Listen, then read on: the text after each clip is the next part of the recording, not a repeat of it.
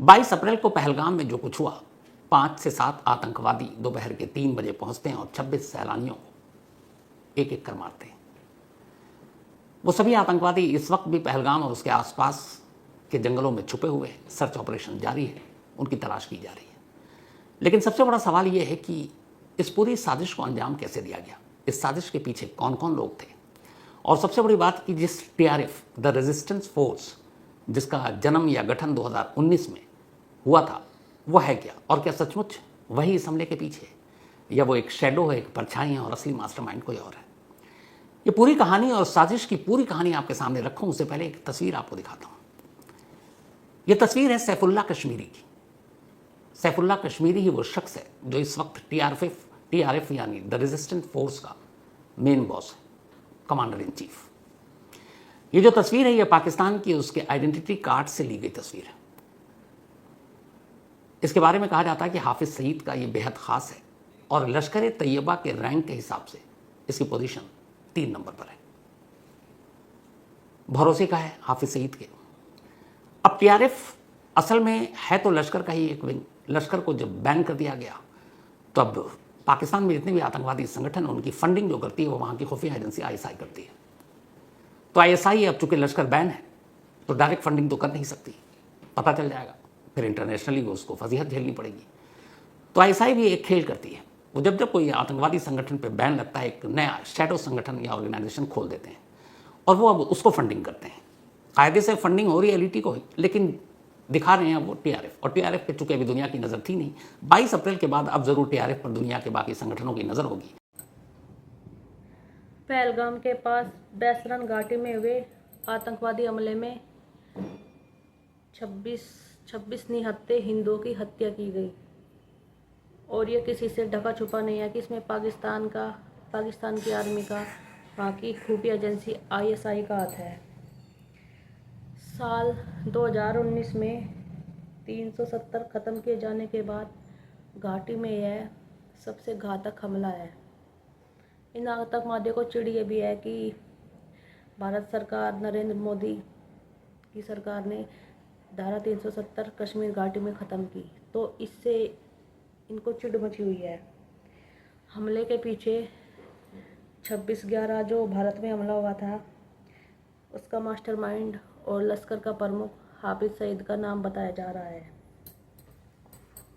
इस वक्त जो खबर आ रही है न्यूज़ चैनलों में कि इस वक्त पाकिस्तान में 150 से ज़्यादा आतंकी संगठन सक्रिय है, जिनका मकसद कश्मीर में आतंक फैलाना और भारत को नुकसान पहुंचाना है। अच्छा, इन आतंकवादियों की एक बात हो रहा है दोस्तों, ये कभी आमने सामने की लड़ाई नहीं लड़ते। ये हमेशा या तो निहत्थे लोगों को मारेंगे, बाजार में विस्फोट करेंगे, बाजार में मारेंगे, ट्रेन में, ऐसे, क्योंकि सामने से पता ये जीत नहीं सकते भारत से, सामने से इनकी लड़ने की हिम्मत है ही नहीं है। एक तो मुझे समझ में नहीं आता, अगर ये अपने आप को इतना सुपीरियर समझते हैं तो फिर ये भाई वो कहते हैं ना, बोल के वो वर्ड मेरे को फिलहाल अभी याद नहीं आ रहा, कि चैलेंज करके बोलो ना, चैलेंज करके युद्ध करो, वार करो। दिखा है इतना भारत से ये आर्थिक लेवल पर जीत सकते, ना ये भारत से ग्राउंडेड लेवल पर जीत सकते, ना ये भारत से आर्मी लेवल पर जीत सकते, ये कहीं नहीं जीत सकते। सिर्फ एक या चीन के ऊपर कूदते हैं, बस वो दिखा है कि चीन है हमारे बैकअप में, बाकी इनके बैकअप में और कोई नहीं है। ना इनमें इतना दम है जो ये तुर्की के भी और एक दो और मुस्लिम कंट्री है उनके ऊपर कूदते हैं।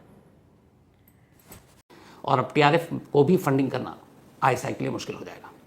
लेकिन क्या सैफुल्लाह कश्मीरी ही पहलगाम का विलन है, या फिर वो एक मुखौटा है, एक चेहरा है? असली साजिश करता कौन है? तो पहलगाम हमले की पूरी साजिश की कहानी आपके सामने है, और इस साजिश में असल में मेनली 6 से 7 लोग शामिल हैं। 7वें के बारे में अभी भ्रम है, क्योंकि पाकिस्तानी खुफिया एजेंसी आईएसआई के काम करने का तरीका यही है। आईएसआई दुनिया की उन संगठनों में से, खुफिया संगठनों में से एक है जिसको पाकिस्तान के अंदर इतना पावर मिला हुआ है कि वो किसी को भी अरेस्ट कर सकती है, किसी को भी मार सकती है, किसी को उठा सकती है। जैसे अपने यहाँ खुफिया एजेंसी रॉ है, रॉ के पास ये पावर नहीं है कि वो किसी को अरेस्ट करे इंडिया के अंदर, क्योंकि उसका काम इंडिया के बाहर का है। लेकिन आईएसआई को ये पावर दे रखा है, क्योंकि आईएसआई एक पावरफुल पाकिस्तान की बॉडी है। यहाँ तक कि जो पाकिस्तान आर्मी का चीफ होता है वो भी आईएसआई के चीफ को एक दर्जा देता है। तो इस पूरे पहलगाम के हमले की साजिश कैसे रची गई, इसके लिए थोड़ा सा मैं आपको 2018 में ले जाऊंगा। बात 2018 की है। कश्मीर के ही सुंजवान कैंप में एक आतंकवादी हमला हुआ था जिसमें जैश ए मोहम्मद का हाथ था, मौलाना मसूद अजहर के लोगों का। और इस हमले को जो अंजाम दिया था उस वक्त उसके कमांडर का नाम था मियां मुजाहिद। 10 फरवरी 2018 को यह हमला हुआ था। कहते हैं कि इस हमले में जिस तरह से मियां मुजाहिद जो कमांडर जिसका नाम था, ये वही है जैसे अभी सैफुल्लाह कश्मीरी का नाम आ रहा है कि टीआरएफ का यह बॉस और इसी ने पहलगाम में ये हरकत कराई है। सेम उस वक्त मियां मुजाहिद के नाम पर था, लेकिन मियां मुजाहिद एक मोहरा था जैसे सैफुल्लाह कश्मीरी एक मोहरा है। असल में उस वक्त इस पूरे हमले के पीछे जिस शख्स का नाम था वो कोई और नहीं बल्कि तब पाकिस्तान में इंडिया डेस्क के इंचार्ज ब्रिगेडियर आमिर हमजा थे। हर देश में इंटरनेशनल एक डेस्क होता है जो उन देशों के ही ऊपर सिर्फ उनका फोकस होता है। तो वैसे ही पाकिस्तान में उनका एक अपना एक डेस्क है जो जॉइंट इंटेलिजेंस ब्यूरो के तहत आता है और इस डेस्क का एक हेड होता है। 2018 में इस डेस्क के हेड हुआ करते थे ब्रिगेडियर आमिर हमजा। ये उन्हीं की तस्वीर है। ब्रिगेडियर आमिर हमजा जब पाक सेना से रिटायर हुए तो इसके बाद 24 जून 2017 को एक हथियारबंद शख्स ने ब्रिगेडियर आमिर हमजा को गोली मार दी और उनकी मौत हो गई।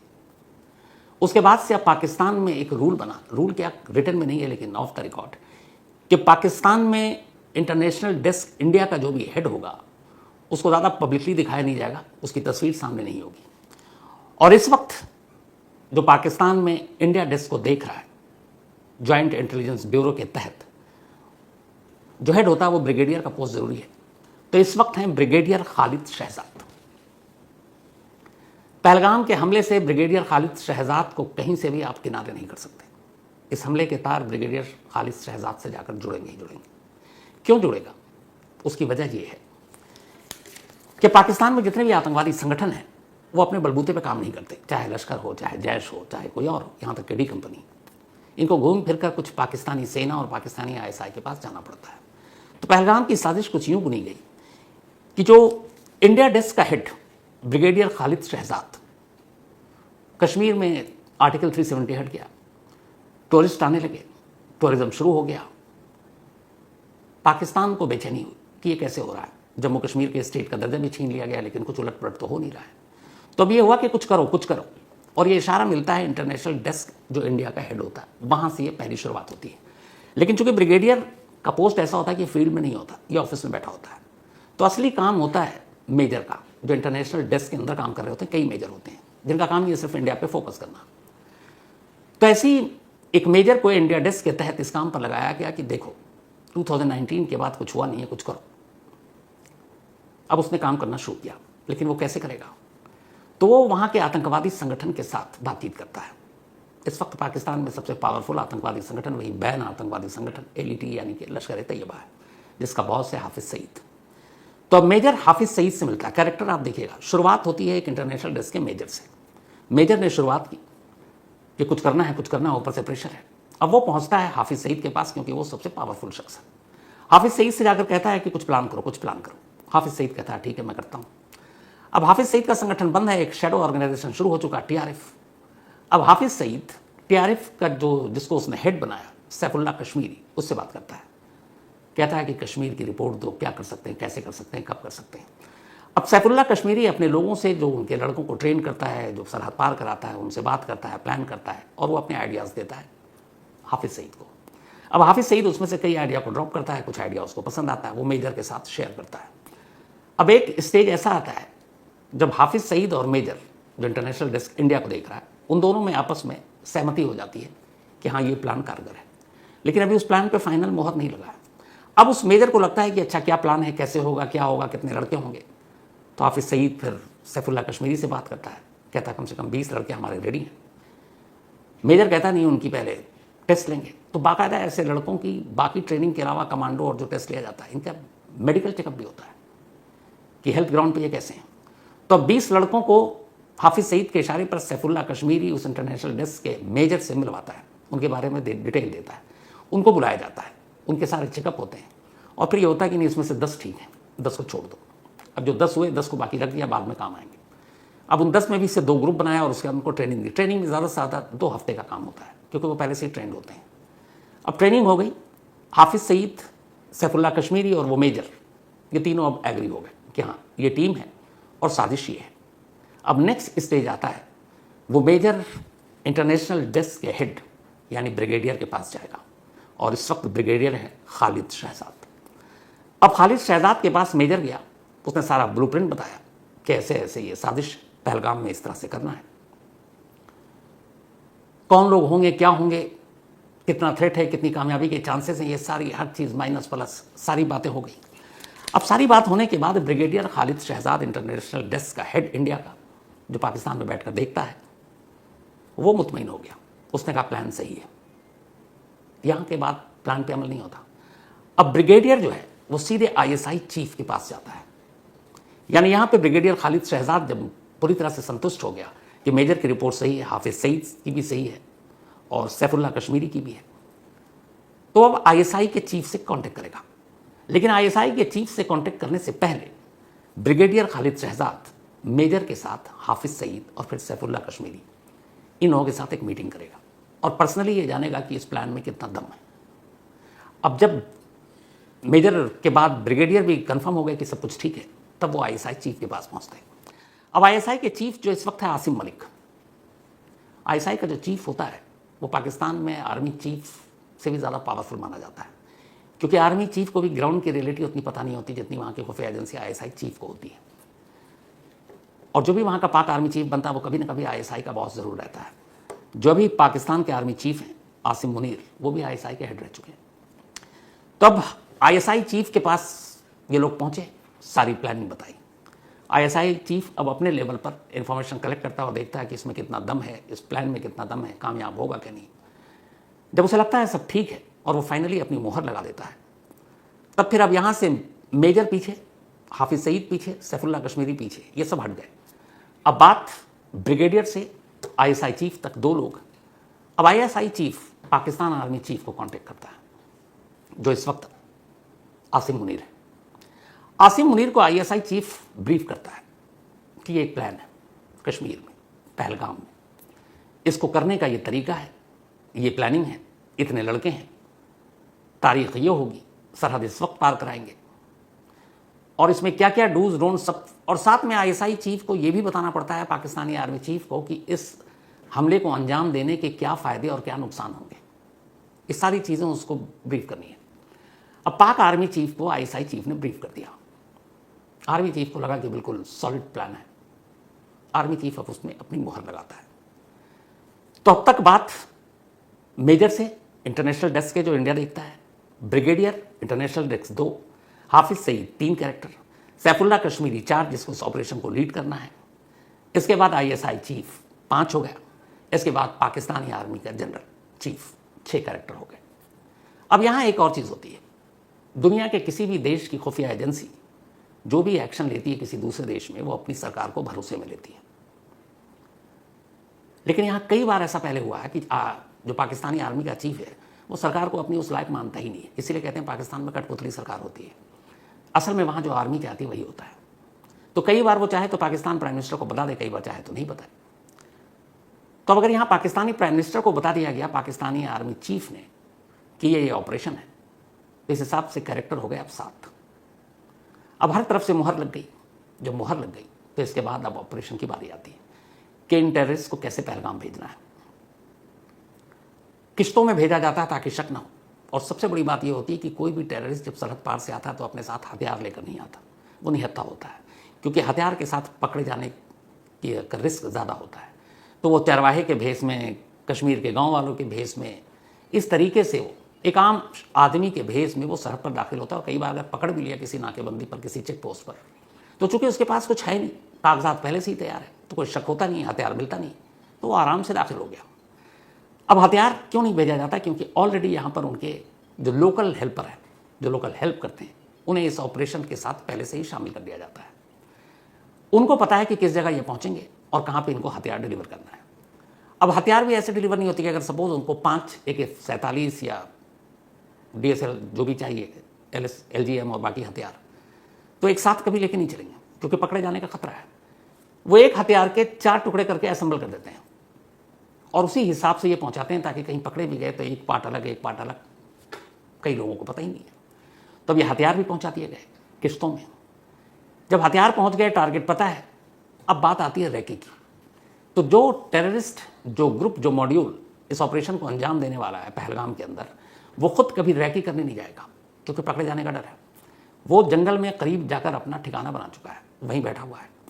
अब जो उसके लोकल सपोर्ट हैं, वो लोकल सपोर्ट रैकी करेगा उस जंगल पे जहां वो छुपे हैं, वहां से लेकर उस पहलगाम तक। और रैकी करने के बाद वो एक एक चीज़ बताएगा बाकायदा नक्शे के साथ कि मैं इस रास्ते से गया, इस रास्ते पे आया, वहाँ पर इतने थे, वहाँ पे इतने थे, यहाँ पे कुछ रास्ते टेढ़े मेढ़े हैं, यहाँ पे सपाट हैं, इतना वक्त लगेगा यहाँ तक जाने में, इतना वक्त लगेगा वापस आने में। और एक बार नहीं, कई दिन तक, कई दिनों में ये पता चलता है कि किसी दिन ऐसा तो नहीं है कि पूरा सीन ही बदल गया हो। तो कई दिनों की रेकी, बारीक से बारीक डिटेल, अब वो उन मॉड्यूल को बताता है जो ऑलरेडी छुपा हुआ है, जिसे असल हमले को अंजाम देना है। अब ये हो गया। इसके बाद तारीख तय के बाद ये लोग निकलते हैं। 22 अप्रैल को हमला करते हैं, गोली मारते हैं और उसी रास्ते से निकल जाते हैं। लेकिन बात इतनी नहीं है, उनका मकसद सिर्फ आकर हमला करना, बेगुनाह लोगों को जान से मारना नहीं था। इसीलिए एक शुरू में मैंने कहा था कि टीआरएफ सिर्फ एक शैडो है, परछाई है। असली मास्टरमाइंड कश्मीरी भी नहीं है, जो सैफुल्ला कश्मीरी। यह इनका सिर्फ मकसद ये नहीं था कि ज़्यादा से ज़्यादा लोगों को मारना, ये एक साइकोलॉजिकल वॉर था जिसके लिए ट्रेन करके भेजा गया था। इन सभी को ये कहा गया था कि जब तुम जाओगे और मारोगे लोगों को, बेकसूरों को, तो उनसे उनका धर्म, उनका मजहब पूछोगे, उनसे कलमा पढ़वाओगे, और जो लोग इसमें से मुस्लिम निकले, कलमा पढ़ दें, उनको छोड़ देना, और जो हिंदू निकले उनको मार देना, जो भी नॉन मुस्लिम हो। अब ऐसा क्यों? इससे पहले नहीं किया था इन्होंने, क्योंकि उन्हें मालूम है कि कश्मीर 2019 के बाद से, जब से आर्टिकल 370 हटा, जम्मू कश्मीर के एक अलग स्टेट का दर्जा भी दूसरी तरीके से दिया गया, यूनियन टेरिटरी बना, इलेक्शन हो गए, कोई कुछ नहीं हो रहा है। तो उनके मन में यह था कि कश्मीरी भी अब धीरे धीरे पाकिस्तान से दूरी बना रहे हैं, कश्मीरी नौजवान भी अब धीरे धीरे अपने रास्ते पर चल रहे हैं, और वहाँ अब रोज़गार है, टूरिज़्म है, लोग खुश हैं, और ये टेररिज्म और आतंकवाद से अब दूर जा रहे हैं। पाकिस्तानी आर्मी, पाकिस्तानी ISI, पाकिस्तान के आतंकवादी संगठन, LEAT, इन सबको ये बर्दाश्त नहीं था। तो उनका मकसद सिर्फ लोगों को मारना नहीं था, 2 काम करने थे। एक काम ये कि लोगों से उनका धर्म पूछ कर, ख़ासतौर पर हिंदुओं को निशाना बनाओ। और एक वजह यह भी थी कि उन्होंने जो बॉडी कैमरा और अपने हथियारों पर कैमरा लगा रखा, अगर आजकल परसों कभी उस तरह के वीडियो आपको देखने को मिले तो चौंकिएगा मत, क्योंकि ये प्रोपेगेंडा का ही एक पार्ट होगा। लेकिन उससे पहले जितने चश्मदीद मिले, उन्होंने बाकायदा बताया कि उनसे उनका धर्म पूछा गया। जिन लोगों ने कलमा पढ़ा उनको छोड़ दिया गया, जिन्होंने नहीं पढ़ पाए उन्हें मार दिया गया। इसका मकसद ये था सिर्फ 2। एक कि जो कश्मीर अब टेररिज्म से दूर जा रहा है, उस कश्मीरियों के अंदर भी इतनी नफरत भर दो इस हरकत से कि देश के बाकी स्टेट और देश के बाकी लोग कश्मीर और कश्मीरी दोनों से नफरत करना शुरू कर दें। आधा काम हो जाएगा, यही उनका मकसद है। क्योंकि जब इस इंसिडेंट के बाद कश्मीर और कश्मीरियों से आप नफरत करना शुरू करेंगे तो क्या होगा अंजाम? अंजाम ये होगा कि जो हाल के वक्त में कश्मीर धर्रे पर लौट आया, हाल के वक्त में वहाँ के लोग इस तरीके से अपने रोज़गार, टूरिज़्म पर फोकस है, जब उन्हें लगेगा कि देश ही उनसे नफरत कर रहा है और वो खुद को कटा हुआ महसूस करेंगे, ऐसे में पाकिस्तान उनके पीठ पर हाथ रखेगा, उन्हें थपथपाएगा, उन्हें प्यार देगा, दुलारेगा, कहेगा आ जाओ मेरे पास, तुम्हारे लिए वहाँ कोई जगह नहीं है, तुमसे लोग वहाँ नफरत करते हैं, हम तुम्हें मोहब्बत देंगे। ये एक साइकोलॉजिकल वॉर था।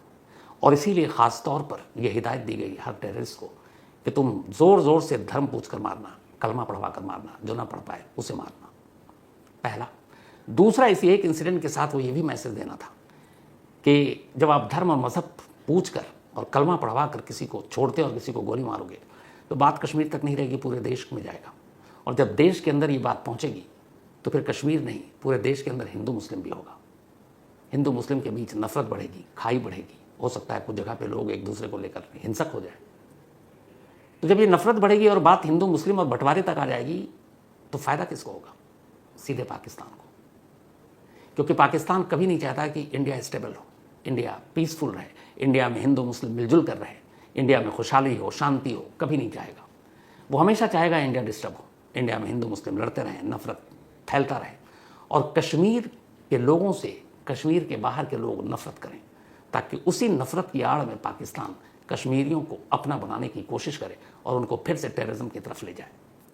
ये दो मकसद था इस पहलगाम के हमले का और इस पूरी साजिश के पीछे के। इतना ही नहीं, इस साजिश के कुछ और तार थे जो आप में से कितने लोगों तक पहुंचे पता नहीं, आज मैं बताता हूं और एक पोस्टर भी आपको दिखाऊंगा।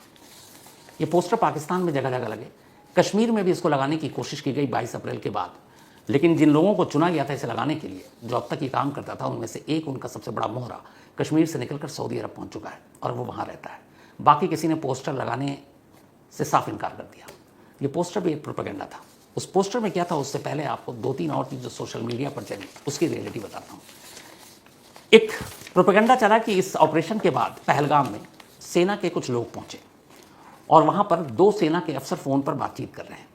एक अफसर दूसरे अफसर से कहता है कि साहब मैं मौके पर पहुंच गया हूँ, यहाँ से आतंकवादी निकल चुके हैं और वो BSF कैंप की तरफ जा रहे हैं, हमें यहाँ से कुछ खोखे मिले और उस खोखे पर इंडियन आर्मी के मार्क। ये प्रोपेगेंडा करके पाकिस्तान ISI और उसकी आर्मी ये बताना चाह रही थी कि ये असल में आतंकवादी हमला नहीं था, ये हमारी अपनी बनाई हुई साजिश थी। लेकिन वो 2 गलती कर गए। ये कॉल भी उन्होंने सोशल मीडिया पे डाला, 2 जय हिंद भी उसमें बोल रहे हैं, सब कुछ बोल रहे हैं, लेकिन 2 गलती कर गए जिससे ये पता चला कि ये फेक कॉल हो सकता है। कैसे?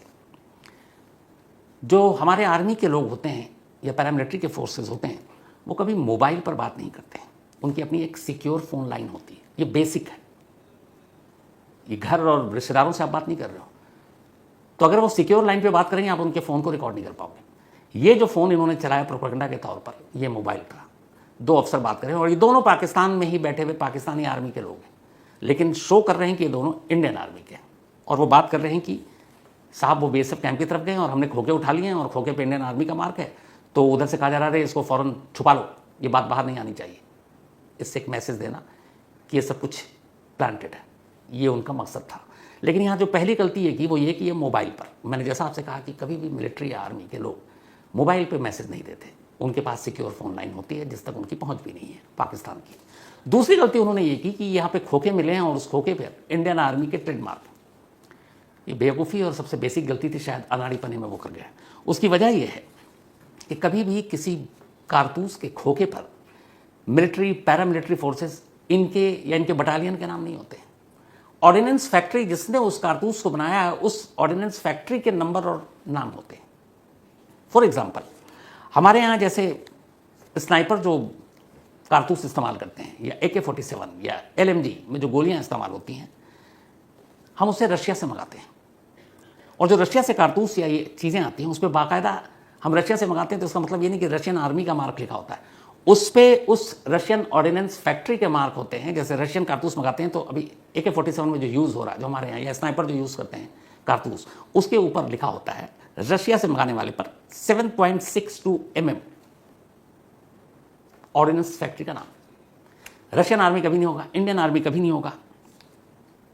इन्होंने 2 गलती की, एक प्रचार करने के लिए कि खोखे मिले और दूसरा इस पर इंडियन आर्मी का ट्रेडमार्क है। तो ये उनका इसलिए नाकाम हो गया। हालांकि बहुत सारे लोग इसको लेके गलत सोचने लगे, लेकिन ये बेसिक है कि फ़ोन पर कोई बात नहीं करता। तीसरा, उन्होंने एक पोस्टर जारी करनी पाकिस्तान में लगाए, कश्मीर में लगाना चाहते थे, कश्मीर में लगा नहीं पाए। उसमें भी पूरा यही था कि ये सारा प्लांटेड है, जबकि ये पोस्टर का सच उन्हें पहले ही पता चल चुका था और इसीलिए ये पोस्टर कहीं लग नहीं पाया। खुद कश्मीरियों में से किसी ने लगाने की हिम्मत नहीं की। तो इस तरह की भी प्रोपेगेंडा कर रहे हैं ये। लेकिन ये सारे